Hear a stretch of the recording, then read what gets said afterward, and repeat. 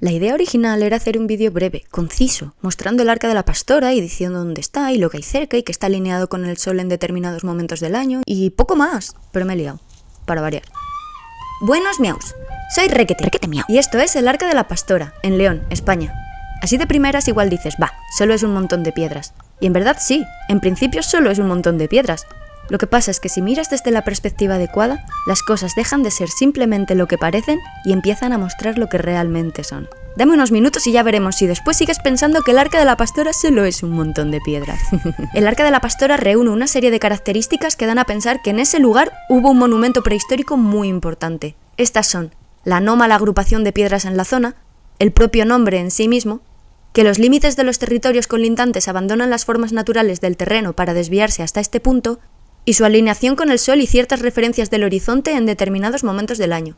Me he currado una presentación con mis fuentes, y las cosillas que aparecen o menciono en el vídeo, y bastantes más cosas. Dejaré el link por si alguien quiere profundizar en algún tema. Iremos viendo cada punto en detalle. Vamos a empezar por el último punto, que es mi parte favorita. El Arca de la Pastora exhibe una propiedad astronómica notable. Esto lo estudió Miguel Ángel González. A principios de mayo y agosto, es decir, en las fiestas de Beltane y Lugnasad, desde el Arca de la Pastora el sol se pone sobre el pico Becerril. A principios de noviembre y febrero, es decir, en las fiestas de Samain e Imbolc, desde el Arca de la Pastora el sol se pone en el pico del Teleno. Y en el solsticio de invierno, desde el Arca de la Pastora el sol se pone en el pico Peñanegra.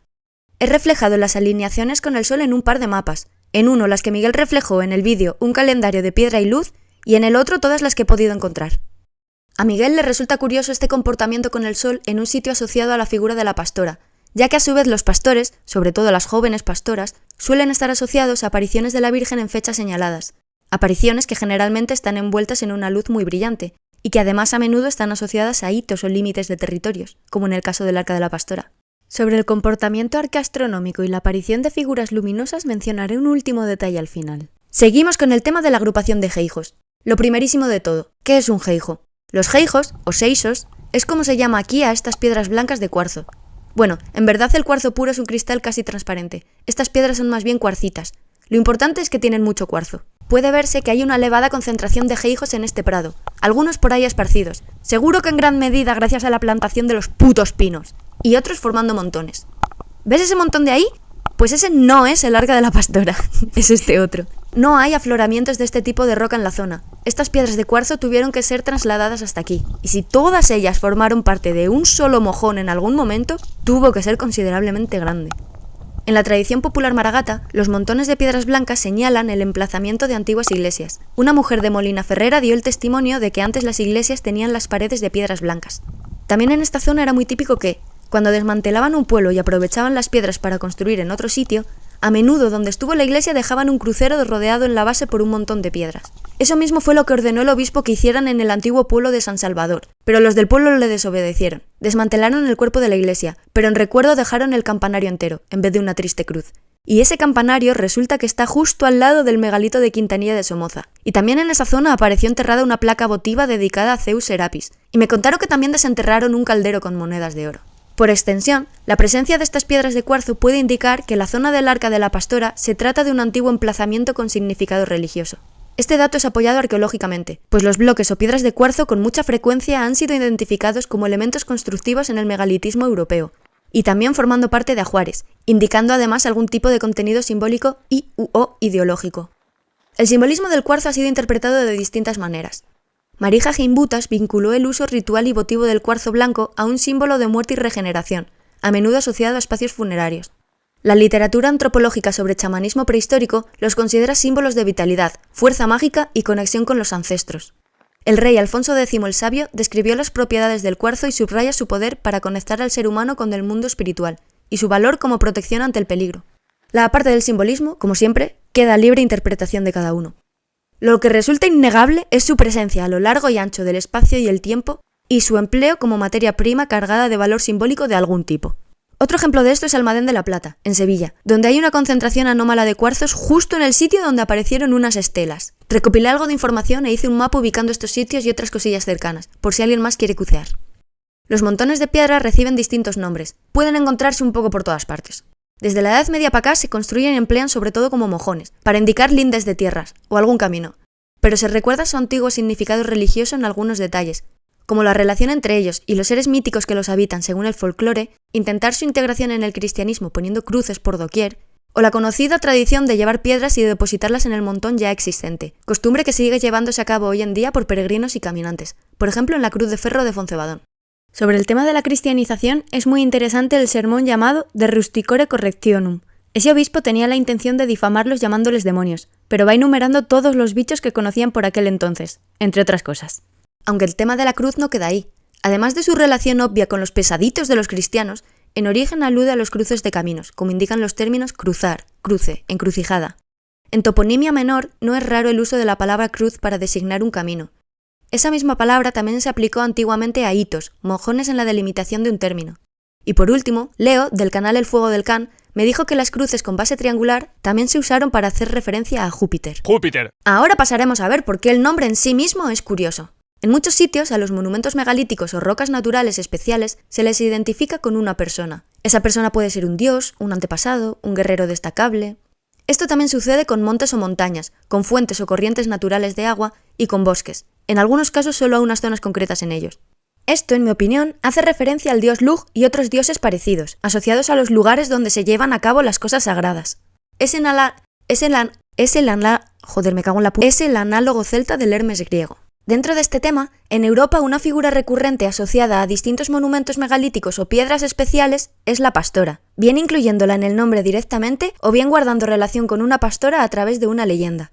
Y casual o causalmente, Hermes era uno de los dioses de los pastores, junto con su hijo Pan, y del mismo modo, ambos dioses están asociados a la fertilidad.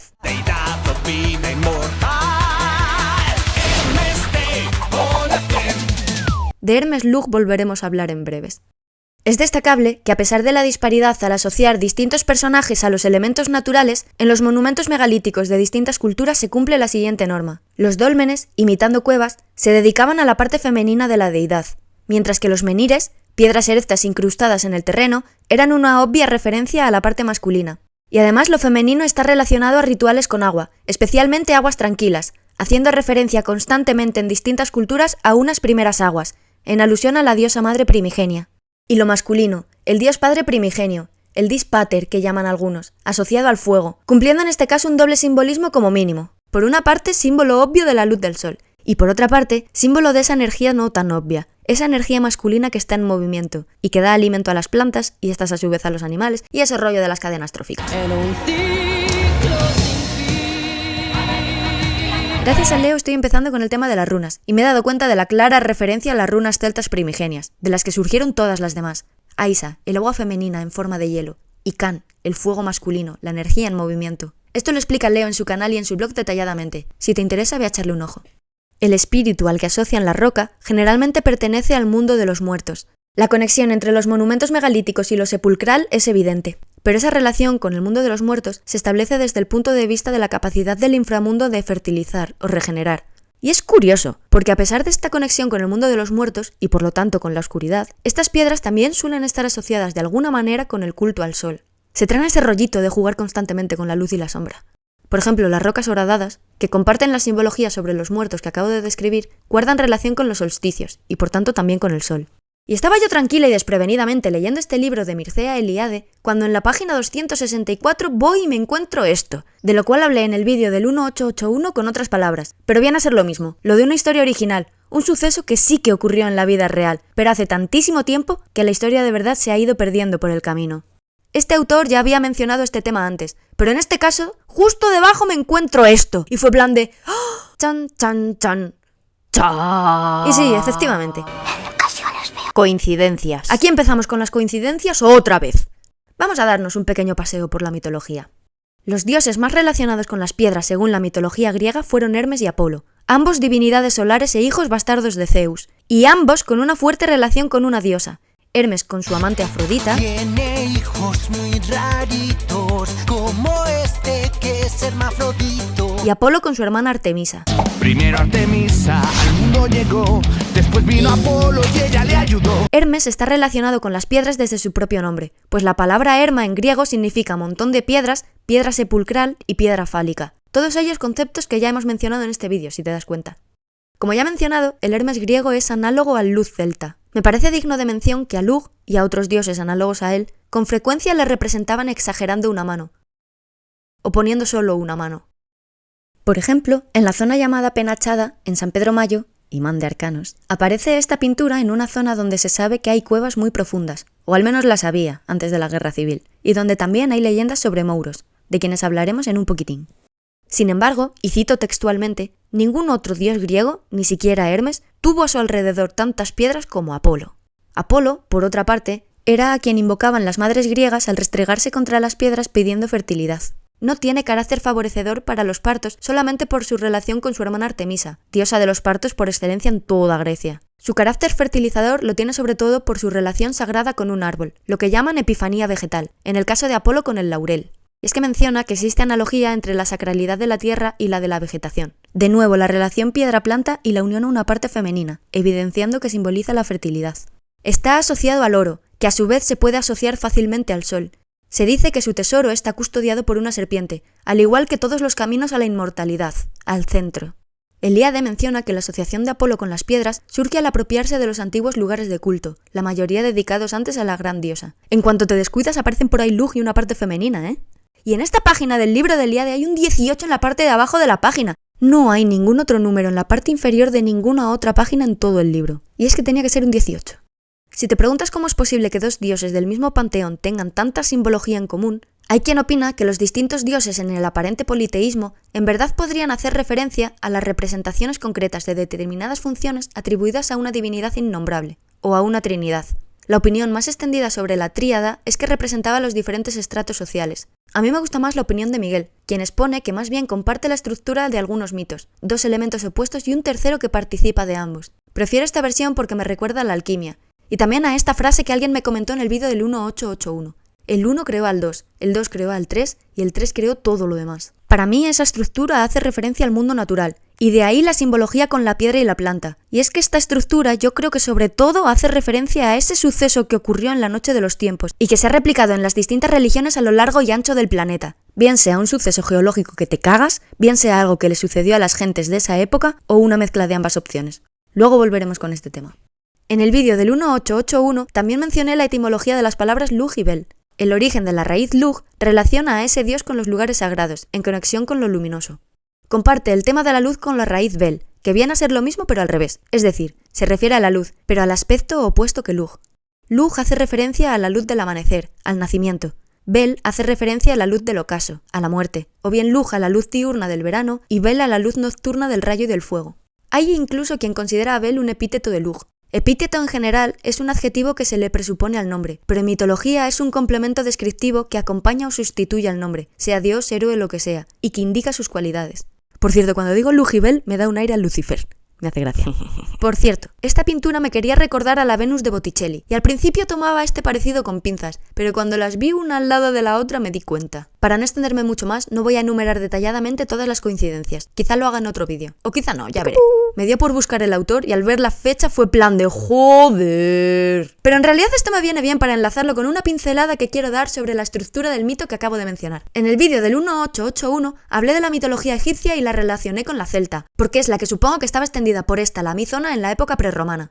Esto es un obvio simbolismo de fertilidad asociado a la naturaleza. La energía que emana del sol alimenta la planta que crece sobre la piedra. Creo que esta misma estructura es la que se repite luego con Ra, Isis y Horus, aunque en ese caso aparece también Osiris por ahí en medio. Para engendrar a Horus a través de Isis, Osiris aporta la parte material y Ra la espiritual. Con toda la simbología de la luz y tal, ¿podríamos afirmar que mientras Osiris e Isis fabricaban a Horus, Ra les sujetaba la vela? En este punto hay un personaje que no puedo pasar por alto.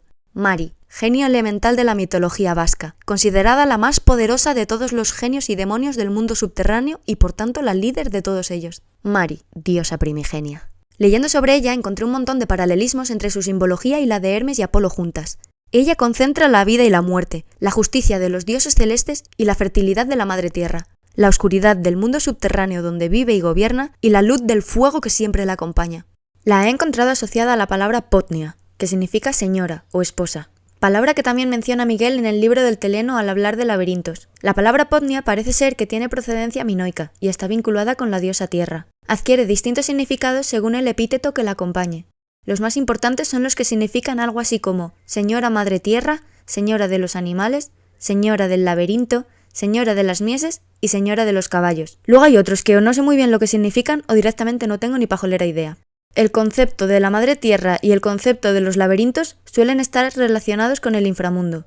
Y las mieses suelen ir de la mano con las tormentas y el clima, ya que si una deidad controla las tempestades y le caes bien, puede mantener el mal tiempo lejos de tus cultivos. Solo que incidir que los dioses relacionados con el inframundo están también estrechamente relacionados con la fertilidad y los cultivos, sobre todo los del grano que se va a dedicar para hacer pan. ¿Y dónde se cuece el pan? ¡Tan, ta, ta, chan! La diosa relacionada con el mundo subterráneo suele ser representada como una Madonna negra, una moreneta, cosa en la que Mari se diferencia, porque Mari tiene la tez blanca. Los lugares donde hay un culto a una moreneta antes de la era cristiana era un lugar de antiguo culto pagano a la diosa tierra. Luego ese culto se fue transformando, y la palabra Potnia posiblemente dio lugar a deidades femeninas posteriores, como Deméter y su hija Perséfone, Atenea, Artemisa, Hera, Afrodita... O quizá no hace referencia a una gran diosa, sino a un grupo de divinidades femeninas llamadas Potnia de manera genérica, y entre las cuales destaca una. También cabe la posibilidad de que Potnia hiciera referencia a la figura de una reina, en lugar de una deidad.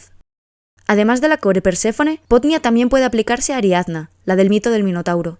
En el primer vídeo del 1881 decía que no encontraba ninguna relación entre Ariadna y Hermes, pero es que las historias que había leído en ese momento no llegaban a esa parte. La relación entre ambos se establece cuando Hermes preside la boda entre Ariadna y Dionisios, que ocurre en el inframundo, después de que Teseo no cumpla su promesa de volver junto a ella. Y es digno de mención que Dionisos era un dios cornudo y el señor del inframundo. La expresión dejar a alguien de piedra surge por uno de los mitos de Artemisa. Una reina se creyó más guay que la madre de Artemisa y Apolo por tener más hijos, y Artemisa y Apolo cogieron y mataron a su marido y todos sus hijos, y cuenta la leyenda que cuando se lo dijeron fue tal el impacto que se quedó petrificada. Lo de quedarse de piedra también me recuerda a Medusa, que petrificaba con la mirada y era una de las sacerdotisas de Atenea. Y tanto Artemisa como Atenea son una de las posibles diosas a las que se les puede adjudicar el nombre de Potnia. ¿Ves lo que te digo de las coincidencias? Están en todas partes. Antes de seguir tengo que mencionar una cosa. Se piensa que representaban el ciclo de la naturaleza y el paso del tiempo mediante determinados arquetipos en los dioses o distintos personajes en los mitos. La diosa madre tenía 3 facetas o fases. Primero la joven virgen de la primavera, que luego da paso a la madre que madura y da fruto en verano y otoño, y finalmente la vieja que muere en invierno, para posteriormente renacer en primavera y vuelta a empezar. Que si te das cuenta, en realidad las facetas de la madre podrían ser 4. La joven virginal de la primavera, que da paso a la madre gestante del verano, que se convierte en la madre que da fruto en otoño, y finalmente la vieja que muere en invierno, y renace como joven y ciclo y tal. El dios padre es lo mismo pero más simple. A veces las facetas del padre eran 3, representando las etapas del niño ignorante, el joven aprendiz y el viejo maestro experimentado. Aunque otras veces eran solo 2, su fase joven lampiña, representando la viveza del verano y del amanecer, y su fase vieja barbuda, por la muerte del invierno y del ocaso. Esto puede estar haciendo referencia al primer calendario que emplearon los hombres, presumiblemente solo con 2 estaciones, verano e invierno, porque estaba basado en los momentos límites del sol. Luego, supuestamente, evolucionaron al formato del calendario que se mantiene hasta la actualidad, con 4 estaciones. Como sea, esto podría explicar por qué a veces los representaban con 2 o más caras. Dicho lo cual, ahora vamos a ver cómo la palabra Potnia guarda relación con las distintas facetas de la diosa, y estas a su vez con ciertos arquetipos en los mitos y leyendas. La muchacha que personifica la etapa de joven virginal generalmente o es una atolondrada o en algún momento atraviesa una fase de sueño e inconsciencia, representando la inocencia. Y así surgieron cuentos como Blancanieves, ¡No! ¡A la historia de la princesa muerta y los 7 bogates! En Rusia, La Bella Durmiente en Italia y otros en más sitios, pero yo no entiendo qué les pasaba en la cabeza, que todos comparten la característica común de que en algún punto se ponen un poquito turbios. Parece que no te mueves, eso indica que me quieres, deja que te dé todo mi amor, oh sí. Por otro lado, la griega Deméter, diosa de la fertilidad y de la cosecha, y madre de core Perséfone, emprende una búsqueda cuando su hija es raptada por el dios del inframundo, Hades, quien se casa con Perséfone, aunque sea su sobrina, ¡Su puñetero sobrino! Convirtiéndola en Potnia, señora del laberinto, y Hermes la guía cuando sale del inframundo para reunirse con su madre. En Roma era prácticamente igual con la madre de Proserpina, Ceres, que eran unos copiones. Deméter, Ceres y similares representan al arquetipo de la Mater Dolorosa, propio de la faceta de la vieja invernal. Se trata de una mujer que se encuentra buscando a su hijo o su amado, que se encuentra lejos porque está perdido o maldito, o directamente de luto por su muerte. La Mater Dolorosa representa a la diosa madre, y suele aparecer junto a un elemento negativo, que representa o es el dios del inframundo. ¿Se me ha apagado el pelo? Además de ese elemento disputado entre ambos, y cuya alternancia entre los polos de la vida y la muerte explica la dinámica de la sucesión de las estaciones. Y si te paras a pensarlo, ese arquetipo se sigue repitiendo hoy en día.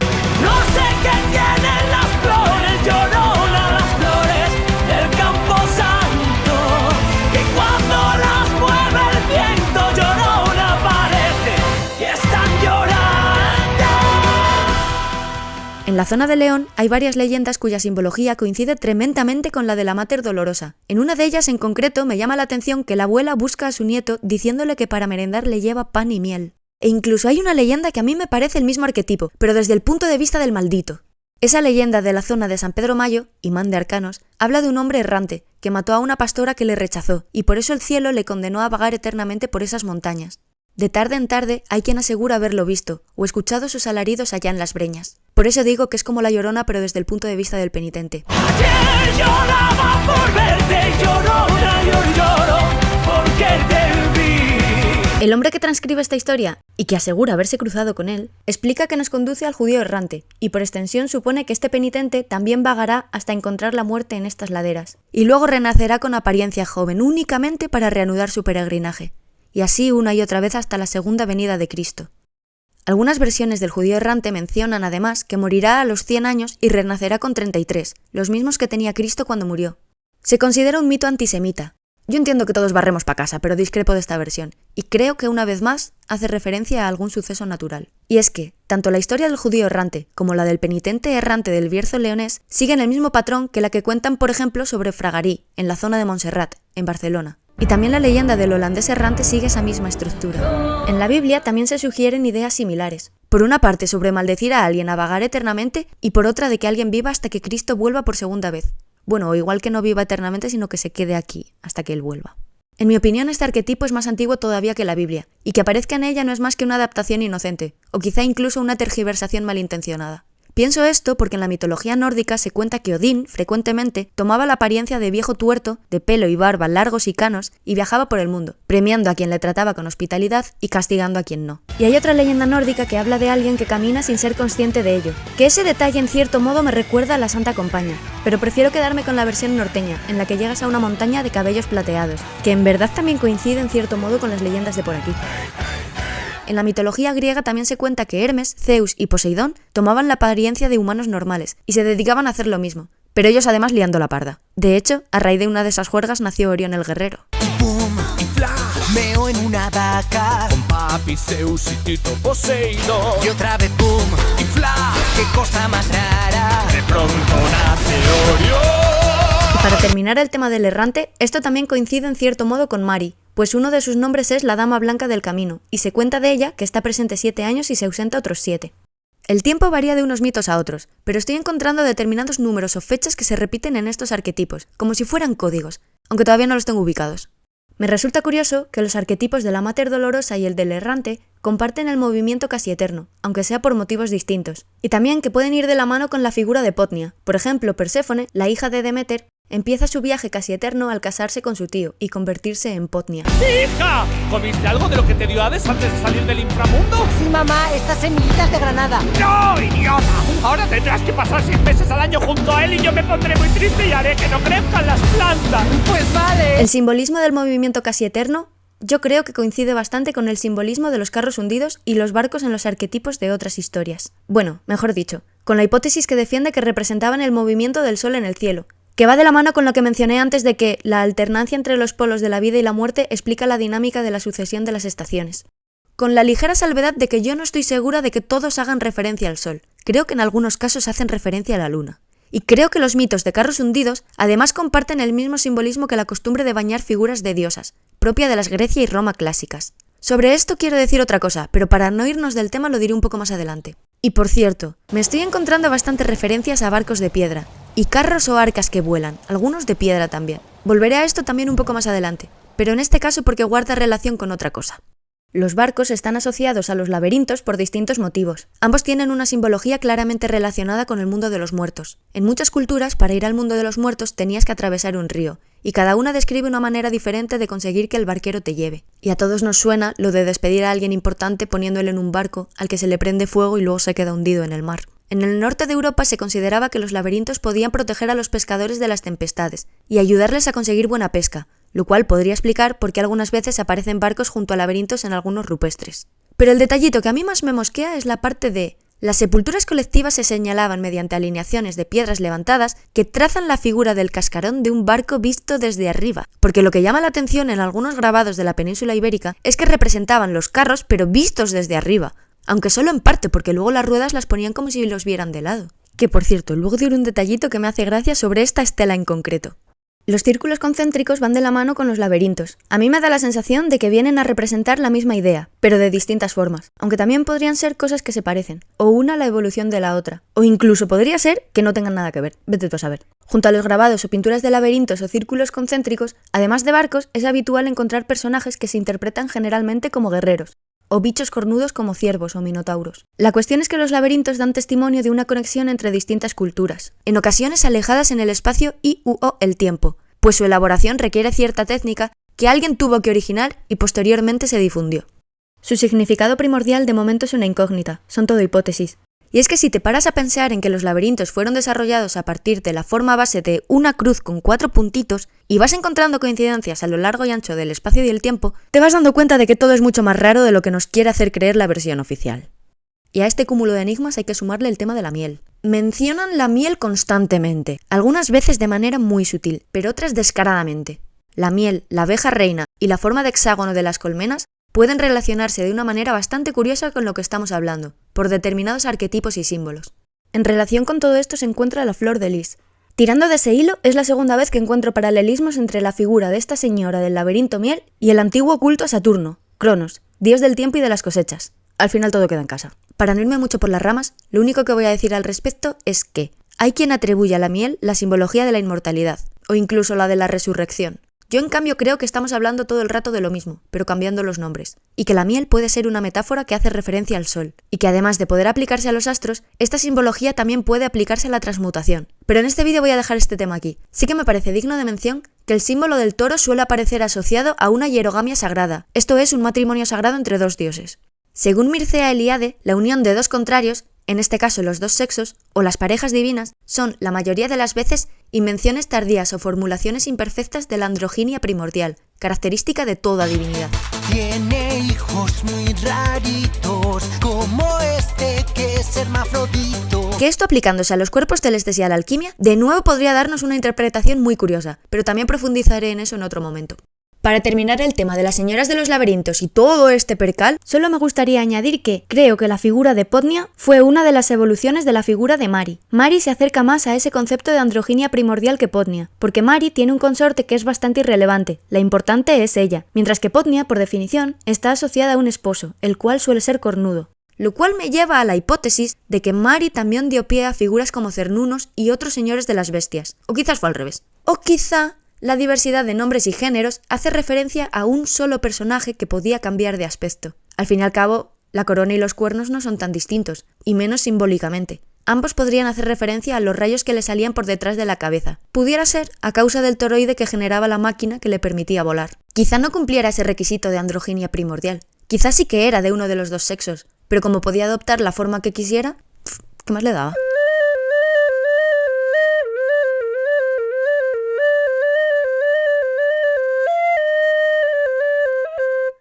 Algunas costumbres, como los rituales de pasar al ganado entre dos hogueras en San Juan, o lo de llevar puestas ciertas prendas o máscaras, ¿podrían tratarse de reminiscencias de tecnologías antiguas?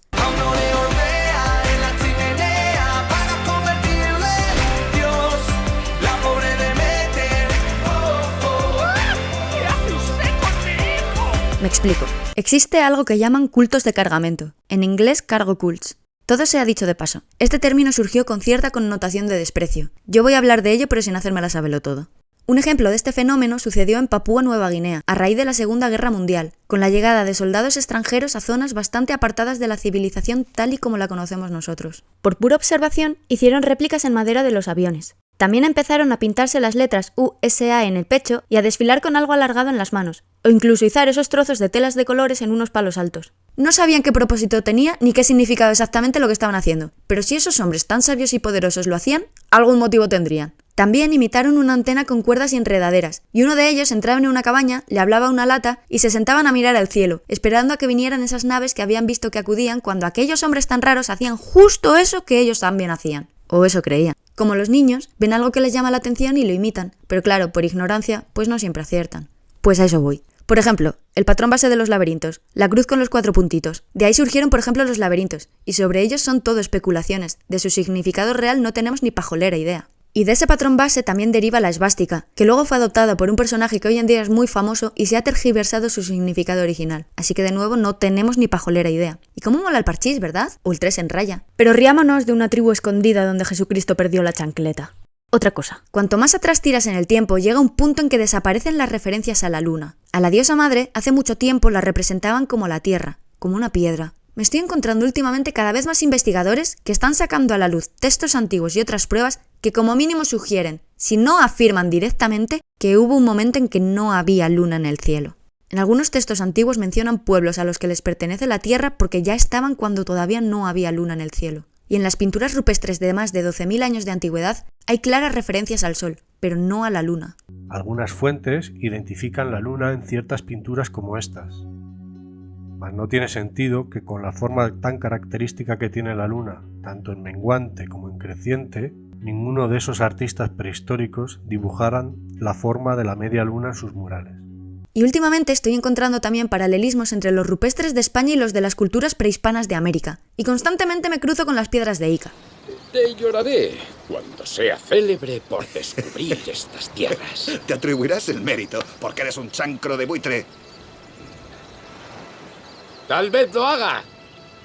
Puede que este puto sitio lleve algún día mi nombre. ¡Vespucia! ¡Vespucia! Esto de la luna me raya y voy a explicar por qué. Desde la noche de los tiempos ha pasado mucho tiempo, así que es comprensible que la historia original se haya ido perdiendo, distorsionando por el camino. El conocidérrimo sistema del teléfono escacharrao. Pero volvemos con el tema de los arquetipos. Esto me raya por ciertas estructuras recurrentes en los cuentos. De una madrastra que resulta ser mala y reemplaza a la madre amorosa original. Pero pronto el zar encuentra otra reina igual de guapa y lista, pero es malvada. O que la hada mala va contra los protagonistas, que al final salen victoriosos gracias a la ayuda de la hada buena. Una hada malvada decidió matar a Bella. Yo cogí a otra niña, la sustituí por ella. Ya se vivió escondida con su padre el mercader, y el destino la ha juntado con tu hijo al parecer. Cositas así. Y es que en el tema de las fiestas, en las fechas en las que Roma y Grecia celebraban baños de dioses y rituales con agua, las fiestas de otras culturas anteriores solo festejaban con fuego.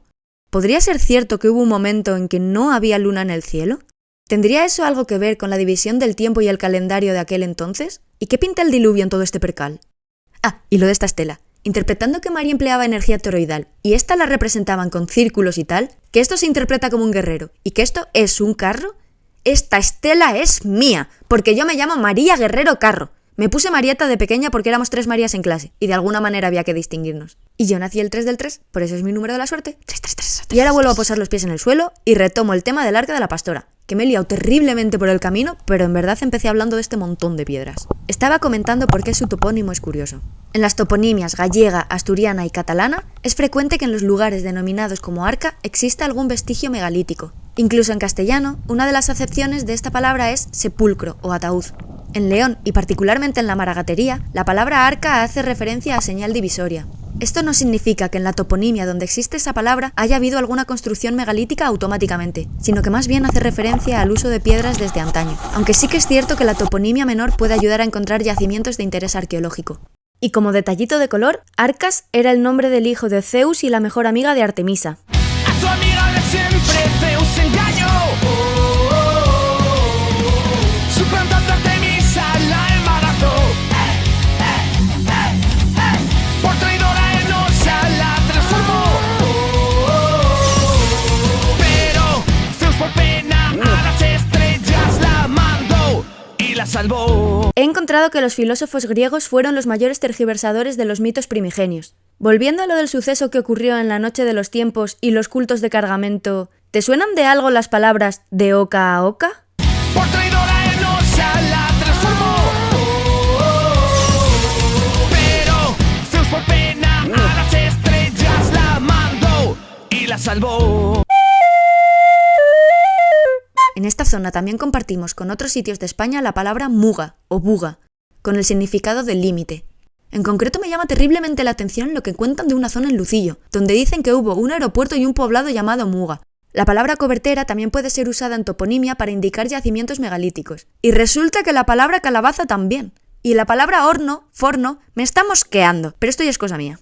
En esta zona existe otra palabra que hace referencia a esto, muria, término que se utilizaba en origen para nombrar los montones de piedras, con mucha frecuencia los que dejaron los romanos después de estar buscando oro. A pesar de que su significado ha ido variando a lo largo del tiempo, la palabra muria siempre tiene algo que ver con la piedra. Las raíces que pudieron dar lugar a la palabra muria, casual o causalmente, también pueden dar lugar a la palabra moro, mouro, y no solo porque usan más o menos las mismas letras, sino por el significado de esas raíces en su origen.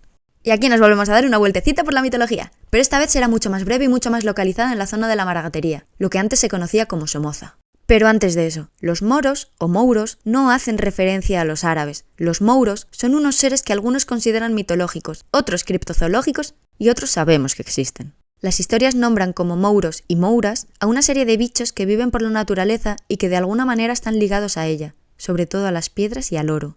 Hay muchas leyendas que hablan de cómo un mouro regala o intercambia oro con un humano, pero cuando el humano cuenta cómo lo ha conseguido, el oro se transforma en carbón o cagarrutas, o al revés, que los mouros te dan carbón o unas piedras ferrunosas, que en determinado momento se transforman en oro, o piedras que parecen normales, pero por dentro son macizas de oro. También está muy extendido el mito de que los mouros fueron los constructores de los castros y los megalitos. Muchas historias cuentan que se meten dentro de la tierra a través de puertas camufladas en la naturaleza, generalmente asociando estas entradas con una especie de tecnología megalítica. En este libro exponen distintas hipótesis sobre el posible origen de los mouros, atendiendo a la diversidad en sus descripciones. Hay mitos y leyendas que hablan de un mouro con la misma forma, pero de menor tamaño que los humanos, y generalmente las referencias a los mouros pequeños mencionan que tienen la piel oscura y que se les da bien la minería y la orfebrería. Teniendo esto en cuenta, desde el punto de vista de la mitología del noroeste peninsular, los enanitos negros en la nueva peli de Blancanieves no son inclusión forzada, sino rigor mitológico, aunque un enanito hembra sí que no tiene perdón de los dioses. Y al contrario, también hay cuentos de gigantes a los que llaman mouros, por ejemplo el mouro de la Sierra de Carpurias, quien además curiosamente está asociado a las tormentas. Esta faceta de los mouros es la que menos extendida está, pero sí que hay otras historias que dicen que los mouros provocaban las tormentas, por ejemplo jugando a un enorme juego de bolos, con la peculiaridad de que sus bolos están hechos de oro. Y además de eso, se han transmitido historias que relacionan de alguna manera a los mouros, seres mineros del subsuelo, con los riñubeiros, seres celestes de las tormentas. Que sobre los riñubeiros, algunos dicen que son de piel oscura y otros dicen que no, que son de piel clara, y algunos dicen que son muy feos, y de ahí que en algunos sitios cuando alguien está enfadado se use la expresión cara de reñubero. Pero otros dicen que no, que se parecen a nosotros, solo que son más altos, aunque otros dicen que no, que son más pequeños. Y lo que cuentan es que los riñubeiros y los mouros estaban en contacto de alguna manera, porque veían a los riñubeiros llegar en sus nubes de rayos y posarse donde habitaban los mouros. No se sabe si era que comerciaban entre sí, si era que los riñubeiros gobernaban y controlaban a los mouros, o qué pasaba ahí exactamente. Pero algo pasaba. Se me ocurre que quizá este popurrí de descripciones hace referencia a una serie de bichos que nosotros resumimos bajo los nombres de mouros y riñubeiros, y que como no los conocemos mucho, contamos historias sobre ellos llamándolos cada vez de una manera distinta. El color negro de los mouros podría ser también el color que se deriva por ser seres subterráneos, de la oscuridad.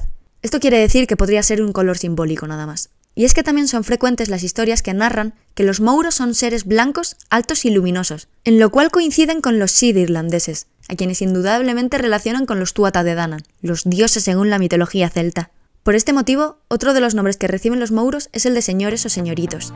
Pero siempre quedará la duda de si estas descripciones son una simple transposición de las mouras.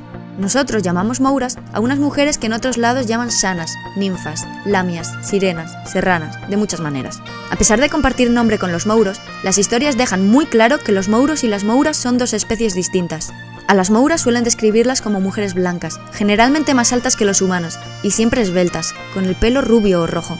Sus dos ojos de color verde esmeralda y ese pelo largo y rojo como el fuego y esa piel tan blanca es como una flor que da el sol en la mañana de San Juan. Me enamoro.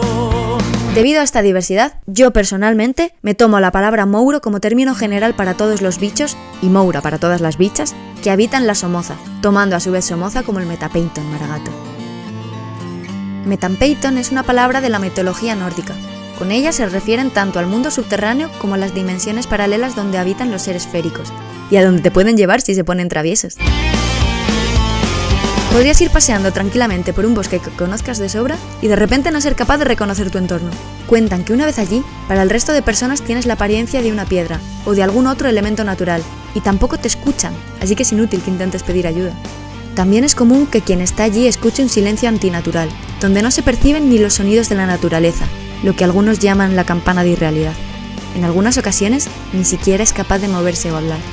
Dicen que hay distintas formas de salir de allí, por ejemplo cantando al duendecillo que te llevó, que probablemente sea el tuyo, o poniéndote la ropa del revés, o caminando hacia atrás entre otras. Pero ¿quién en su sano juicio querría salir de allí?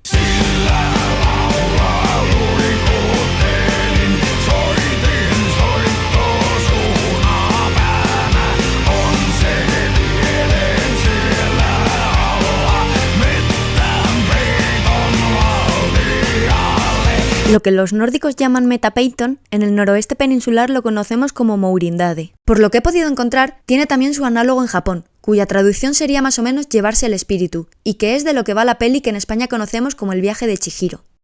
Y ciertos detallitos aparecen además en La princesa Mononoke.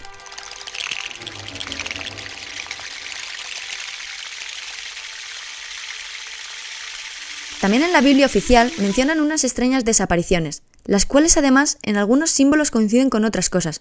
Y en Grecia había una ciudad, que en realidad fueron dos porque la primera fue destruida, que fue matria de un filósofo pupilo de Pitágoras llamado Hipaso de Metaponto.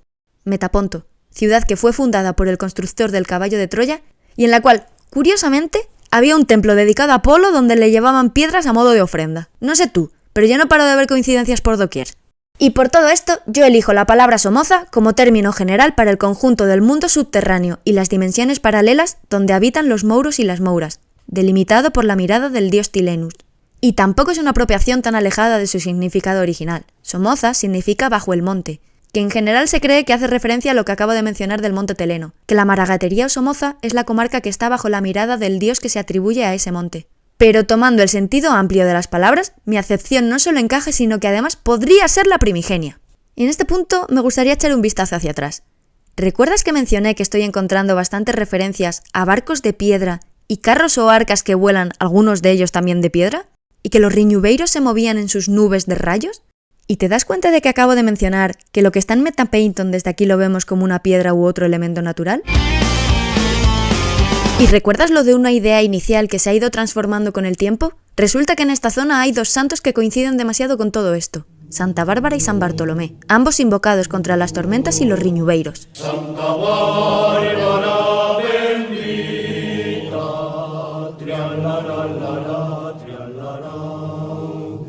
patrona de los guineros, mira, Marusina, mira cómo vengo yo. Santa Bárbara, si te puede proteger en el subsuelo es que tiene algún tipo de poder allí, como Mari. Y San Bartolomé protege a las mujeres en el parto y a los niños del espanto, como Apolo. Y es que las raíces de esos nombres de nuevo coinciden con todo esto. Y no solo ellos. El Benben de la mitología egipcia más primigenia no es tan conocido como otros dioses posteriores, pero es súper interesante porque sigue repitiendo los símbolos y arquetipos que llevo comentando todo este vídeo. Nutren al bebé inmortal con sol, abono y humedad. Si sientes curiosidad puedes verlo con calma en la presen, que si no, no termino nunca este vídeo. Hay un detallito que tengo que mencionar. Cuando empecé a profundizar sobre las historias de los mouros y las mouras, me di cuenta de que las historias se diferencian en algunos detalles, pero tampoco tanto. ¿Ves lo que mencioné antes del conocidérrimo sistema del teléfono escacharrao? ¿De que a lo largo del tiempo las historias se van distorsionando? Pues me di cuenta de que las de los mouros no se han distorsionado tanto, y esto me dio a suponer que no ha pasado tanto tiempo desde que se empezaron a difundir. Con esta idea en mente me he topado con varias referencias que me ayudan a ubicarme, y resulta que estaba en lo cierto. Apenas han pasado 3 o 4 generaciones.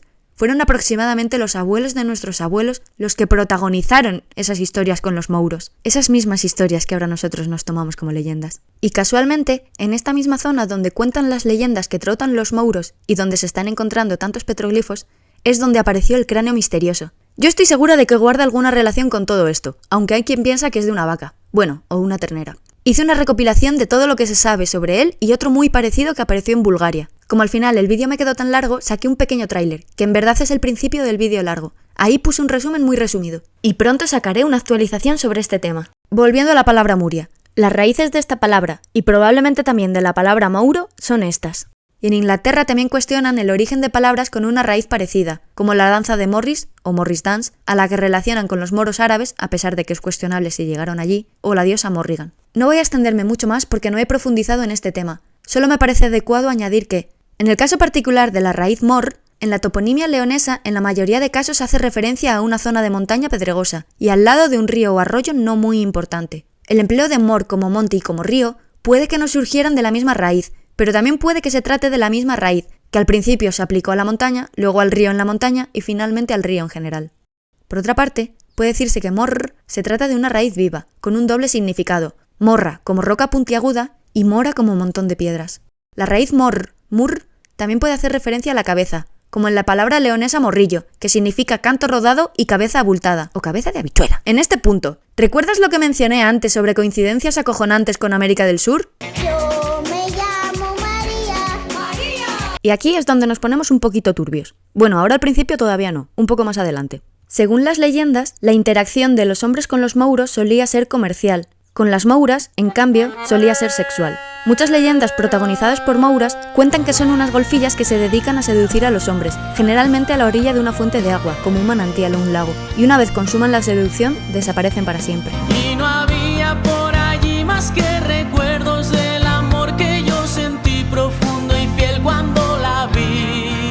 Y luego hay un par de leyendas sobre mouras que a mi modo de ver son complementarias. Por esta zona corren distintas versiones de lo que yo llamo la leyenda de la moura enjuta, una moura que tiene un crío pero sus pechos no dan leche, y por eso tiene que buscar una muchacha del pueblo que dé el pecho a su niño. Estas historias suelen terminar con un pago que siempre involucra el oro y generalmente también la transformación de este en carbón, o al revés. Esta historia en principio no tiene nada de malo, pero aquí sí que es donde nos ponemos un poquito turbios. Hay versiones de otra historia que corren por León pero más al norte, o incluso por el sur de Asturias, en las que una moura secuestra a un niño recién nacido. Y estamos hablando de una época en la que las distancias se hacían mucho más grandes. Por eso pienso que estas dos historias son complementarias la una de la otra, y la moura enjuta no da leche porque es un niño humano robado. Entonces, por lógica, hay algunos mouros que son humanos, o al menos lo fueron en origen, tema que va de la mano con la untura de los mouros. Pero también por lógica, a partir de mouras que seducen a hombres, hay otros mouros que son híbridos, mitad mouros, mitad humanos. Y a esto hay que sumarle los testimonios de mujeres que aseguran haber sido forzadas por un fauno. Quizá alguna de esas mujeres se quedó preñada de un mouro y resulta que no solo hay híbridos en la mourindade. En este punto quiero exponer esta actitud que no comparto. Los faunos puede decirse que son la personificación del dios cornudo del inframundo, dios de la fertilidad por excelencia. Yo soy el monte y el bosque y la tierra. Por extensión, estos bichos puede decirse que son la personificación del dios del forniqueo. Estamos hablando de alcanzar la divinidad a través del sexo. Es que visto así, ¿quién no querría que el fauno le empotre? Es que el fauno me obligó. Ya, seguro que ocurrió así. Lo que querían era tener la excusa por si el niño les salía negro. Lo último que quiero mencionar sobre este tema es la costumbre de peregrinos y caminantes, especialmente en romerías, de transportar y dejar piedras en determinados mojones. Los motivos que originaron esta costumbre se discuten un montón, nunca mejor dicho. Aunque me llama la atención que coincide con las leyendas de mouras que bajan de la montaña con una enorme peña sobre sus cabezas y la dejan en algún sitio. Y ligado a esto son dignos de mención los llamados hombres de piedra, que son montones de piedras, pero no dispuestas en un montón desparramado en horizontal, sino colocadas cuidadosamente en vertical. Que de hecho cuando fui a visitar el Castro de Pedredo me encontré 3 y fue plan de ¿pero qué carajo es esto? Pues ya tengo la respuesta. De ese día hablé en el blog, también dejaré el link. Y por cierto, desde allí arriba se ven las puntitas de los tipis del ganso. En el libro del Teleno, Miguel menciona que resulta muy desconcertante que bastantes cosas de las que hemos hablado son trazas culturales que dan testimonio de haber participado de construcciones megalíticas, a pesar de que en León no hay evidencia de restos megalíticos. Pero, ¿estamos seguros de que esto sea cierto? Y en el último punto vamos a ser bastante breves. Como bien escribió Miguel, el Arca de la Pastora marca el límite entre Lucillo, Villalibre y Quintanilla de Somoza, produciendo un evidente límite antinatural, que abandona bruscamente el arroyo de Valdemedián para regresar a él más adelante, por lo que verifica el punto 7 del modelo de localización e identificación de espacios sagrados antiguos en el paisaje, de Parcero, Criado y Santos Estévez, lo cual sugiere el antiguo emplazamiento de un lugar sagrado con una funcionalidad que trasciende a la obvia como mojón. Aunque si nos fijamos en el resto de puntos de este modelo, el punto 7 no es el único que se da en el Arca de la Pastora. Y aquí quiero añadir que ahora mismo en esta lista podría incluirse que segurísimo que podrían haberse encontrado restos rupestres donde hayan plantado putos pinos. Destrucción patrocinada por la Junta de Castilla y León, Gobierno de España y Stan. Al principio del todo dejé un hilo suelto, cuando vimos lo de las propiedades astronómicas y el tema de las apariciones de figuras luminosas. Por si quedan dudas, repito de nuevo la hipótesis por la que yo me decanto. Hubo un origen en la vida real, un suceso inicial que ocurrió en la noche de los tiempos, sea geológico o social o del tipo que sea, que probablemente vaya ligado a una tecnología que nosotros no comprendemos, y que dio lugar a ciertos símbolos y arquetipos que se han ido reproduciendo en las distintas mitologías y religiones a lo largo y ancho del espacio y el tiempo, e incluso hoy en día. Teniendo esto en cuenta, y lo que comenté antes del cuarzo, esta hipótesis que mencioné en el primer vídeo del 1881, de que el Templo de Salomón y algunas otras construcciones del mundo en verdad son máquinas gigantes que se empleaban para abrir portales o para realizar transmutaciones, o para las dos cosas... Esta hipótesis yo empiezo a mirarla con otros ojos, porque llega un punto que es demasiada casualidad. Todos a sus puestos, donde seca el mito, se levanta el resto. ¡Carguen! ¡Apunten! Dicho lo cual, ahora viene cuando la matan. Tomando la etimología de las palabras, Loki es uno de los análogos de Lugh. Además de todo lo que he mencionado sobre él, era el dios de los ingenios e inventos, y por tanto de la tecnología, de las tecnologías más variadas. Aunque esté trastornado, a los dioses ha ayudado. Ahora que hemos picoteado un poquito de todo lo que quiero mencionar, este puede ser un buen resumen final. Les consigue regalos super guays. Procuraré ser breve. El martillo de Thor fue Loki. El martillo que lanza rayos va de la mano con el hacha de doble filo, que también lanza rayos, y tomando su nombre griego, Labris, a su vez se considera uno de los posibles orígenes de la palabra laberinto. Y la lanza de Odín fue Loki. La lanza es otra de las armas que aparecen con frecuencia en los rupestres, además de la espada o el puñal, y hay quien considera que los círculos concéntricos son escudos, para completar el pack. Pero en el ídolo del Teleno en concreto, se interpreta que esto es una lanza, y tiene una forma curiosa que me recuerda a un cacharro que se encontró en Sumeria, y que a su vez me recuerda a la cosa esta que a veces lleva el Basajaún, que es un bicho oriundo del País Vasco y que oscila entre un yeti y un fauno, depende a quien le preguntes. Este barco también fue Loki. ¿Ves lo que decía de barcos que vuelan? Que vuelves. Loki puede cambiar de forma, que de hecho así fue como creó el caballo de 8 patas. Loki vuelve preñado y parió. Un caballo muy guay fue Loki. Y Oldur mató a Baldur, porque Loki le incitó. Oye tú, el ciego, toma esta flecha envuelta en muérdago y lánzasela a Baldur. Ya verás qué risa. ¡Me muero! Como ya he dicho, tomando la etimología de las palabras, Loki es uno de los análogos de Lugh. Y a su vez, vimos antes cómo este se considera análogo de Hermes y de Odín. Depende por dónde mires la simbología asociada a cada uno de ellos. Loki y Odín no son los únicos repes en la mitología nórdica. Por ejemplo, Heimdall también comparte ciertos símbolos de esa faceta de la luz propia de Lugh. Y Bel, por etimología directa de su propia palabra, es Baldur. Pero por la simbología de los rayos y la runa Tyr, también es Thor. Y de ahí la hipótesis de que los nombres de las deidades no hacen referencia a distintas personas, sino a distintas funciones de una sola persona. O bueno, quizá más de una, pero no tantas como parece. Por eso hay distintos dioses dentro del mismo panteón que comparten algunos rasgos. Y también por eso se pueden establecer analogías entre las deidades de distintas mitologías. Es lo que ya voy diciendo todo el rato, símbolos y arquetipos. Están en todas partes. Vale. Ahora viene cuando la rematan. Se cree que los laberintos más antiguos del mundo son los de España, pero yo no estoy tan segura. ¿Ves lo que comenté antes de la energía toroidal? Y lo de que los laberintos y los círculos concéntricos puede que se refieran a lo mismo, pero de distinta forma? ¿Y lo de las coincidencias acojonantes con América? Bueno, y con el mundo entero en realidad.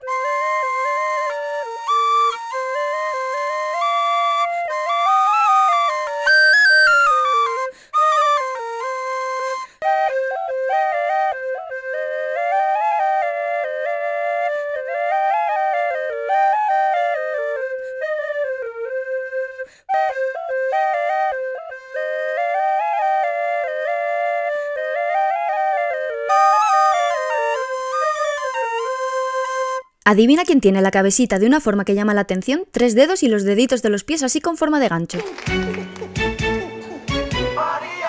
y hemos visto cómo los mouros y mouras guardan relación con las piedras y con las cabezas, en especial las cabezas abultadas. Y también que aparte de para cubrir sus necesidades básicas, el mayor contacto de los mouros y las mouras con los humanos es para conseguir niños, muchos de los cuales son híbridos. Pues resulta que el ADN de esta momia tiene un par de cosas curiosas. La primera cosa curiosa del ADN de María es que los análisis muestran que tiene una media de 30% de ADN en común con Sapiens, que eso somos nosotros. Lo del 30% de humano me recuerda a Gilgamesh, que tiene ese porcentaje de humano y el resto de dios vaca. Y además Gilgamesh está relacionado con un tío que llaman Unnapishtim, que viene a ser el mismo que Noé, el del arca de Noé, el arca que construyó cuando el diluvio. Y su historia también menciona algo de una flor de la inmortalidad. Unas flores bajo el mar, pero es tonto y se deja robar. Detalle que tiene su análogo en el noroeste ibérico. Muéstrame, cuéntame fábulas mágicas, cuentos que sientan también a las almas, relatos que narran linajes de sagas como es esta flor del Virobán. En una historia que por cierto sigue distintos arquetipos. Busca y encuéntrame esa flor mágica. La segunda cosa curiosa del ADN de María es este trocito de ADN llamado pan. Mira, ahí hago playback, pero como no tengo boca, pues no se nota. Mientras preparaba este vídeo, dos biólogos distintos han dado sendas entrevistas, y ambos explican una cosilla sobre esto. El ADN pan es propio de chimpancés y bonobos. Los humanos, que somos Homo sapiens, de forma natural nunca lo tenemos. La mezcla de humanos y chimpancés se ha intentado llevar a cabo de manera natural muchas veces, pero nunca ha salido bien, al menos que se sepa. Sí que consiguieron crear de manera artificial un tejido híbrido viable, en un laboratorio de Estados Unidos, y de ahí sale este ADN que se está comparando con el de María. Y en conclusión, los resultados del ADN de María muestran que es un híbrido. ¿Pan? ¿Se nace o se hace? Pues se hace, como todo el pan, ¿no? Qué pregunta más tonta. Seamos conscientes de que nuestra tecnología ahora mismo solo nos da para cultivar de manera artificial un puñado de células, ni de coña un organismo entero. Me puse a bichear en la web donde colgaron los resultados de ADN de algunas momias. Al principio era simplemente para obtener mejores capturas de las diapositivas, pero me he liado, para variar. Y tengo dudas, muchas dudas. Habrá que esperar a que cuenten más sobre el ADN de María el 7 de noviembre. Recuerden el 7 de noviembre. Por otro lado, nuestros antepasados tenían la manía de reflejar lo que veían en su arte, y resulta que los pteridáctilos aparecen por doquier. Ya mencioné antes que a Luke y sus análogos con frecuencia les representaban exagerando una mano, o poniendo solo una mano. Quizá le daban tanta importancia a la mano por el tema de la hibridación. Quizá la altura y las manos son una de las diferencias más notables. Junto con la cabeza, quizá. Indagando en los ídolos españoles, al menos de momento no he encontrado pteridáctilos. Tienen como mínimo 4 dedos, en la mayoría 5. Mientras preparaba este vídeo, Próspera Muñoz dio una entrevista en la que habla de estas cosas. Y había 5 o 6 hombres y dos mujeres. Pues cuando yo veo cómo manejan las tijeras, pues claro, las manejaban con estos 2 dedos. Y así yo quise verle las manos y vi que el pulgar no lo tenían. Y que se quitó el guante aquel y los otros... No hagas eso, asustadísimo, pero se quitó el guante y yo tuve su mano entre las mías. Todos tenéis igual las manos y todos pusieron así sus manos, todos menos una chica. Y tenían los 5. Y me dijo, es porque su madre es de la Tierra. O sea, están haciendo híbridos. ¿Por qué? ¿Por qué se quieren mezclar con nosotros? No lo sé, pero ahí está. Y además, el nombre de Moura por excelencia es Ana, o algún derivado. Pues mira, mucha gente no sabe que aquí por Jumillo hubo celtas. Pero aquí hay un convento franciscano, que claro, es antiquísimo. Es unas tierras donde estaban los celtas. Por eso lleva el nombre de Santa Ana. Porque Santa Ana no es la abuela de Cristo, eso es un cuento. Santa Ana era la diosa Danae que trajeron ellos, según dicen la leyenda, medio historia, que vinieron del espacio exterior y se quedaron en Inglaterra. A los mouros se les atribuye un color negro o terroso, es decir, color de la tierra. ¿De la misma tierra que Dios tomó para crear a Adán? ¿De eso va lo de creados a su imagen y semejanza? ¿O lo de la imagen y semejanza se refiere más bien a lo de crear 2 géneros y esto a su vez a lo que hablamos antes de la androginia primordial? Y los mouros en ocasiones son descritos como gigantes. Y también mientras preparaba este vídeo, que, Una cosilla, ¿te das cuenta de todas las cosas que me han ido surgiendo mientras preparaba este vídeo? Y no estoy contando ni la mitad. Esto está llegando a un punto que empieza a dar puto miedo. La cuestión es que también mientras preparaba este vídeo, Joyce Mantilla, una de las personas que ha visto el caso de las momies en primera fila desde el principio y en cuyo canal estoy encontrando un buen puñado de coincidencias, en una entrevista va y suelta esto. No voy a decir la fuente porque obviamente hay que cuidarla. Se han comunicado conmigo unos investigadores colombianos que han encontrado un cadáver que al caminar en paralelo, porque hoy estaba echado, sí, han caminado desde los pies hasta la cabeza y han dado 10 zancadas. 1, 2, 3... 10 metros. 10 metros. Un gigante. Un gigante. Entonces me dice que es espectacular. Lo cual, si finalmente se confirma, terminaría de cerrar el círculo entre los bichos de la mitología del noroeste peninsular y los bichos que se están encontrando por América. ¡Vespucia! Y quizá te preguntes por qué di todo ese rodeo con el tema del arquetipo del errante. Meo en una vaca con papi Zeus y Tito Poseidón. Y otra vez pum, y fla, qué cosa más rara. De pronto nace Orión. Orión era un gigante, y esta piedra fue encontrada en Ambo, en Perú. En esa zona además apareció este bicho ceramio. ¿Te has fijado que es tridáctilo y que tiene una cosita ahí en el pecho? Y también han encontrado que tiene dentro unas cositas que dicen que pudieran ser fragmentos de meteorito, y que si arrimas algo de metal no lo atrae, pero a los imanes sí. Cuando me llevaba con Iván Pérez, el del cráneo misterioso, me regaló esto. Yo lo llamo cagarrutilla de duende, pues resulta que cuando me lo dio, me aseguró que se trataba de un pequeño meteorito. Y tiempo después, a raíz de hablar con Leo del fuego del Can, me di cuenta que tiene esa misma propiedad magnética que las cositas de la pieza tridáctila de Ambo. Aunque la pieza de Ambo en verdad la descubrí meses después de hablar con Leo y darme cuenta de esto.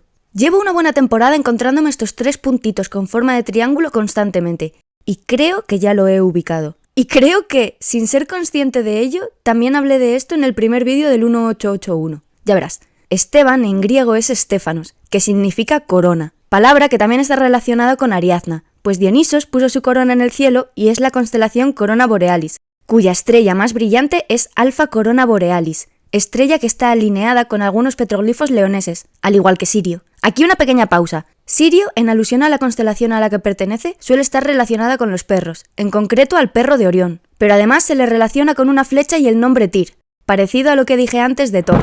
Volvemos con Alfa Corona Borealis, estrella que también es llamada Alfeca, Gema, Gnosia y Astaroth o Astaroth. Astaroth es una palabra hebrea, Astarte, que significa ídolos. Sí, como los ídolos prehistóricos de la península ibérica, es el mismo nombre. Y Astarte es comparable a otras deidades femeninas de diferentes panteones. Por todo esto, creo que estos 3 puntitos hacen referencia a la primera señora, a la potnia más antigua, a la mater primigenia, o a un grupo de 3 potnias, o a la más importante de un grupo de 3 potnias, o algo así. Y creo además que va de la mano con el IE, que es esta forma que mencioné en el primer vídeo del 1881 y que hasta ahora solo había encontrado en círculos y rectángulos. Y también con el 1881, obviamente. Si te fijas, al final siempre todo queda en casa. Es brutal. Y debes de saber que esta parte en principio iba a ser bastante más breve. Es que fueron surgiendo cosas. Y creo que el único hilo suelto que queda por mencionar es este dibujito que he estado poniendo de vez en cuando. Lo cual me lleva a la pregunta de ¿qué coño pinto yo en todo este percal? A ver, desde el principio. Yo de pequeña tenía un amigo imaginario, Oliver. Y durante mucho tiempo pensaba que era simplemente eso, un amigo imaginario, un producto de mi imaginación. Lo que sí que era curioso es que yo solía gastar la broma de que dentro de la rareza de tener un amigo imaginario, yo era más rara todavía y yo el mío me lo imaginaba con la cabecita alargada. Pero es que es eso, yo pensaba que era simplemente, pues es un producto de mi imaginación, que yo soy así de rara, sin más. Lo último que vi de Oliver, y esto es importante, lo último que recuerdo de Oliver es él de perfil, mirando para arriba, con la carita muy seria, muy triste. Me dijo que se tenía que ir, que no podía... No recuerdo a dónde, pero que se tenía que ir. Y no podía seguir viniendo. Y se fue. Y la verdad que le eché un montón de menos. Pero es que es eso, durante mucho tiempo yo dije, pues un producto de mi imaginación. Crecí y entrando a la adolescencia... Bueno, de pequeña me pasaron más cosas raras, pero bueno, eso lo he escrito con calma en el blog. Así que si alguien siente interés que lo vaya a leer, porque si no, este vídeo no acaba nunca. De mayor, tuve un sueño. Un sueño que es una puta locura. En ese sueño, yo era la única humana de esta especie. Todos los demás tenían la cabecita alargada. Y cuando llegamos, porque yo estaba con uno de ellos, que por extensión supongo que es Oliver, pero es que ¿quién va a ser si no? Y todos los demás, cuando yo llegué, bueno, casi todos los demás, cuando yo llegué, una chica dijo, ¡hala, mira esa chica, qué cabecita más pequeña! Y todos los demás hicieron ¡bum! Y el cabrón que venía conmigo les decía que su cabeza tiene forma como de garbanzo. Y los otros decían, pues sí, ahora que lo dices, sí, es verdad. Y yo les decía, y vosotros que me dais bichuela, cabrones, ñe, ñe, ñe, ñe. Había muy buen rollo, estábamos todos en armonía. Era una pasada. Es que no sé cómo explicarlo, es como una especie, no mente colmena, porque todos manteníamos nuestra individualidad. Es como una especie de Facebook telepático. Pero no es eso, no es una mente que nos controlara a todos, era algo que formábamos entre todos. Y cada uno como que posteaba ahí lo que le apetecía. Y por eso ahí esa chica dijo, ¡hala, mira, qué chica con la cabeza más pequeñita! Y llamé la atención por eso. No habían visto una cabeza como la mía. Ellos son lampiños y no les llamó la atención que yo tuviera pelo. Les llamó la atención la forma de la cabecita, que fuera tan pequeñita, no alargada como ellos. Pero bueno, la cuestión, llegamos. Y enfrente de nosotros estaba el grupo más grande, porque estaban como en grupos, porque era un día de reunión, era un día muy especial. Yo lo digo de xuntanza. Había un grupo muy grande y luego había otros más pequeñitos. Y el más grande eran los locales. Y los otros más pequeñitos eran, pues eso, los que veníamos de no lo sé.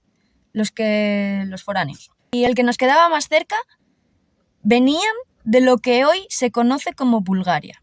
En el grupo más grande que teníamos enfrente, el de los locales, había un maestro. Porque estábamos los jóvenes, no estábamos todos. Los más adultos estaban arriba, viendo, porque querían dejar intimidad, porque es un momento muy especial, muy bonito. Y, no tiene nada de malo que estuvieran allí, pero prefieren dejar intimidad. Y lo estaban observando de fuera, también formaban parte. Como estábamos todos conectados, pues también formaban parte en realidad. Era todo súper bonito. Y eso, en el grupo de enfrente había un maestro. Y era altísimo, flipas lo alto que era, 2 y pico, 3 y poco, de verdad. Yo no sé calcular cuánto, a mí calcular distancias se me da muy mal, pero 2 y pico, 3 y poco, de verdad, altísimo. Estabas inclinada hacia adelante para poder estar a la altura de los jóvenes, porque los jóvenes son un poquitín más mayores que nosotros, o sea, un poquitín más altos que nosotros. Pero luego en determinado punto pegan el estirón y se espigan, y se hacen altísimos. Y eso, y estaba ahí entre los jóvenes y les estaba enseñando, les estaba guiando. Había un maestro en el grupo de los locales. Y en el grupo que nos quedaba más cerca, de lo que hoy en día se conoce como Bulgaria, había una maestra. Pero una maestra tan sabia, tan...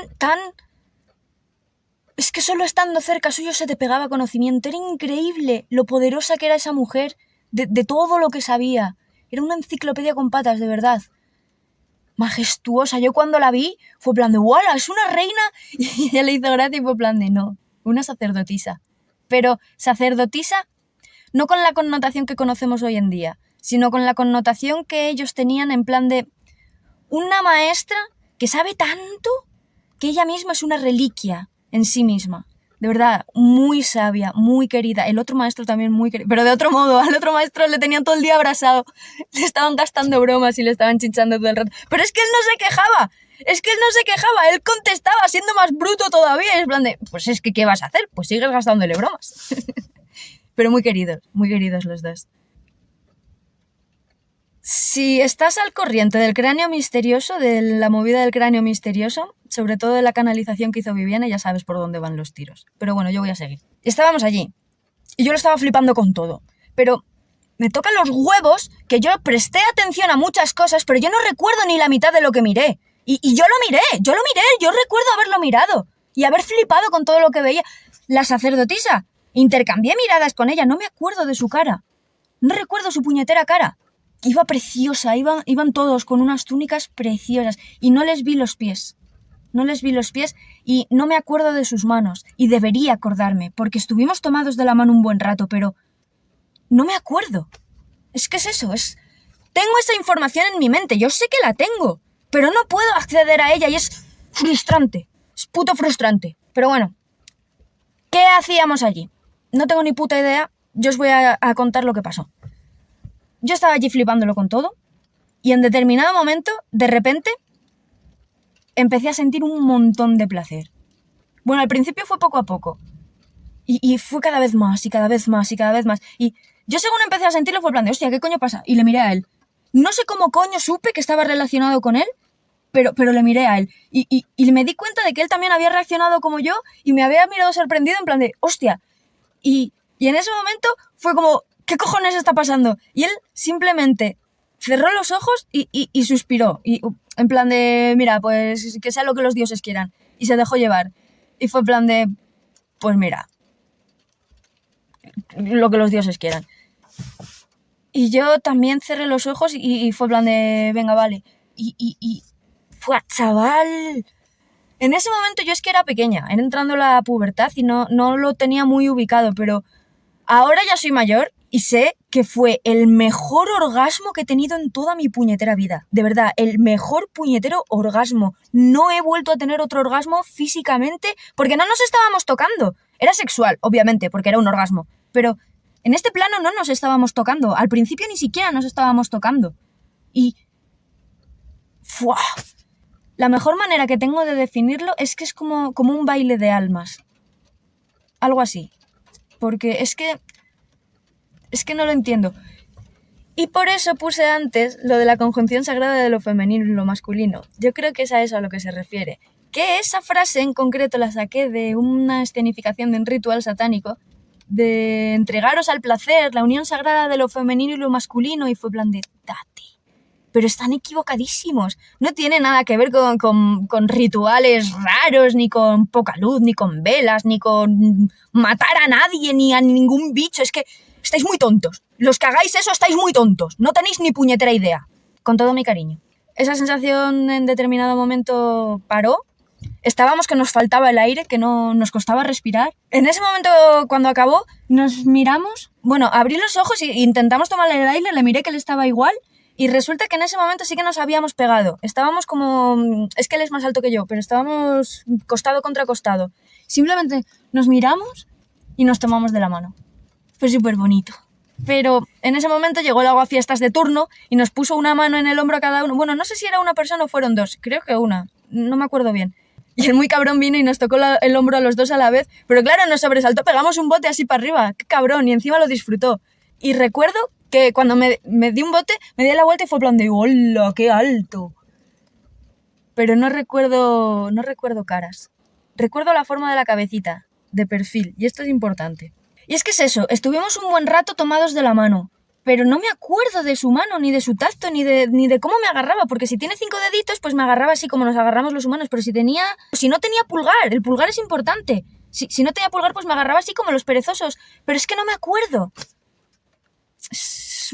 Es frustrante, de verdad que es frustrante saber que joder, es que lo he vivido y no me acuerdo. La cuestión, esa persona, ese cabrón, nos dijo por aquí o venid por aquí o algo así. Y nos llevó a otro lado, ya apenas me acuerdo de las cosas y es todo un percal. A ver, por seguir un orden cronológico. Después de eso yo pasé mucho tiempo que no tenía ni puñetera idea de cómo interpretar esto. Y, a ver, me pasaron otras cosas raras, pero es que no vienen al caso. Durante mucho tiempo, después del sueño, simplemente para mí fue un sueño raro. Que es plan de, pues mira, un sueño raro, sin más. Es que soy muy rara, me han pasado cosas muy raras. Y entonces es plan de, pues una más, una menos.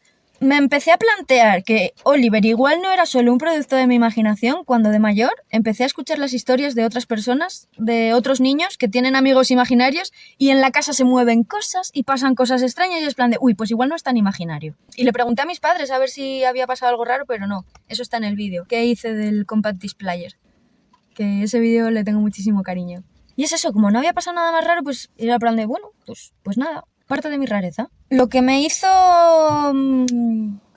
darme cuenta de que todo esto es más raro de lo que parecía, todavía más raro de lo que ya parecía a priori, quiero decir, fue el día que quedé con Iván Pérez, el del cráneo misterioso. Bueno, la primera vez que vi el cráneo misterioso en persona fue en 2019. Que, bueno, de esto ya también hablé en el vídeo del cráneo misterioso. Al final. Y eso, y en ese vídeo también explico que en ese momento no se sabía nada del cráneo, no le habían investigado y tal y cual. Y tiempo después me encontré una entrevista de Iván que hablaba del investigador misterioso, de Ford, y contaba que ya le habían hecho pruebas al cráneo y que ya podían ir soltando algunos resultados. Y en ese momento decidí ponerme en contacto de nuevo con Iván. Y resulta que el mismo día que quedamos, justo el mismo día, va For y le avisa de que le quiere enseñar una cosa, pero que quiere hacer videollamada para que no quede registro, que no le quiere mandar foto ni nada. Y yo le dije que bueno, que si se tenía que ir, que ya quedábamos otro día, en otro rato, y él me dijo que no pasaba nada, que era solo un momento. Y hicieron videollamada y yo estiré el cuello a ver qué veía. Y es que yo juraría, de verdad, yo juraría que le entendí, que le había dicho que habían hecho la reconstrucción del cráneo misterioso. Joder, tengo un pelo. Yo juraría que le entendí que le iba a enseñar la reconstrucción del cráneo misterioso. Yo le entendí eso. Igual me equivoco, porque ese hombre ha investigado más cráneos, pero lo que Iván me dijo es que esa era la reconstrucción del cráneo misterioso. Y al principio lo enseñó así de frente, estaba For y el cráneo detrás. Y lo enseñó así de frente tal, y era plan de ¡guau, qué bonito, qué elegante! Es que no es bonito, la palabra es hermoso. Que fue lo mismo que pensé de los bichos de mi sueño. Pero bueno, y el muy cabrón estaba así y se fue girando, hasta que le enfocó de perfil. Y cuando le enfocó de perfil yo fue plan de ¡oh, eso me suena! Eso yo lo he visto antes. Y chaval, es que es todo un puto percal, entonces no es un producto de mi imaginación. Y a ver, la canalización que hizo Viviana, también en 2019, menciona que el cráneo de León es macho y que el cráneo de Bulgaria es hembra. Y tú te das cuenta de que yo en mi sueño he mencionado que delante de mí en el grupo de los locales había un maestro muy querido y que en el grupo más cercano a mí eran los que venían de lo que hoy en día conocemos como Bulgaria y que había una sacerdotisa. Es que es toda una puta locura. Por los estudios que les han hecho, esos cráneos llevan siendo cráneos, solo cráneos, 400, 600 años. O sea, si yo los vi vivos... Estoy contando esto porque si yo no fuera yo me gustaría saberlo. Pero yo personalmente necesito pruebas, ¿eh? Yo no sé si creerme todo esto así a pies juntillas porque es que es un puñetero percal porque... ¡Dioses! Entonces he viajado en el tiempo. ¿Qué puta mierda está pasando aquí? Lo cual me devuelve a la pregunta del principio. ¿Qué coño pinto yo en todo esto? ¡Oh, joder! Y yo en todo esto iba como pollo sin cabeza hasta después de la charla del 6 de agosto de 2022. Y en esa charla conocí a Sergio, de Planeta Intraterreno. Y hablando con él, después de esa charla, él me decía, Marieta, yo creo que tú has sido abducida. Y fue en plan de, no, Sergio, yo creo que no. Y él me decía que sí, y yo que no, y que sí, que no, que sí, que no. Y yo le decía, a ver, Sergio, que mi historia ya es suficientemente rara, que no necesito inventarme nada. Y él me decía que no es inventarte, Marieta, que es darle una explicación a lo que te ha pasado. Fue en plan de, a ver, Sergio, que no he sido abducida, que, joder, si hubiera sido abducida yo creo que me acordaría, ¿no? Y Sergio me contestó que no, que pueden borrarte la memoria y te acuerdas tiempo después, como le pasó a Próspera Muñoz, y fue en plan de... No puedo afirmarlo porque no me acuerdo. Pero, a ver, encaja. Ya he dicho que todo esto es un puto percal. No sé qué pensar de todo esto, no sé qué pinto yo en todo esto. Lo que sí que puedo decir que lo de la piedra de Ambo, que si es hibridación o si es convivencia, es un arquetipo. Lo de las manos cruzadas, luego lo de las hebras, igual lo que interpretan que son hebras, igual sí que son hebras de ADN, no lo sé. Yo la imagen que me viene con lo de cuando pienso en el baile de almas, me viene una forma parecida. Hibridación, baile de almas, no lo sé. No sé qué pinto yo en todo esto y no soy como otros contactados que, yo soy el Mesías, yo os voy a dar respuestas. No, yo no tengo ninguna respuesta, ¿vale? Yo como mucho, si queréis, os puedo llenar la cabeza de pájaros. Me encanta la frase que dice Joyce de tener una pelea de gatos en la cabeza. Pues sí, eso es lo que tengo yo ahora mismo en la cabeza. Es una definición bastante gráfica. Además de este gorrito tan bonito que me he hecho yo. ¡Ah, qué chulo! Que bueno, que de este vídeo debería terminarlo en algún momento, que ya va bien, ¿no? Que todo el rodeo que hemos dado y en realidad empezamos hablando de este montón de piedras. También pienso que podrían explicar las cosas sin tanto simbolito ni tanta metáfora de los cojones.